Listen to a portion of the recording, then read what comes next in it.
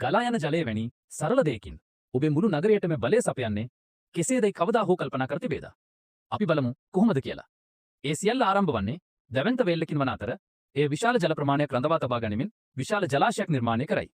ඒ සම්පූර්ණයෙන්ම පිර වූ යෝධනාන තටාකයක් මෙන් සිතන්න. ජලය ඉතා ඉහළට ගබඩා කර ඇති නිසා එයට විශාල විභව ශක්තියක් ඇත. වේල්ලේ දොරටු විවෘත වන විට ගුරුත්වාකර්ෂණය මගින් පෙන්ස්ටොක් ලෙස හඳුන්වන දැවැන්ත නල හරහා ජලය පහළට ඇද දමයි. ජලය ඇදහිය නොහැකි බලයකින් පහළට ගලා යයි. මෙම බලගතු ජල ප්‍රවාහය තල සහිත යෝධ රෝධයක් ඉලක්ක කර ඇති අතර එය ටර්බයිනයක් ලෙස හැඳින්වේ. ජලයේ බලය ටර්බයිනය වේගෙන් භ්‍රමණය කරයි. මෙම භ්‍රමණය වන ටර්බයිනය ජනක යන්ත්‍රයකට සම්බන්ධ කර ඇත.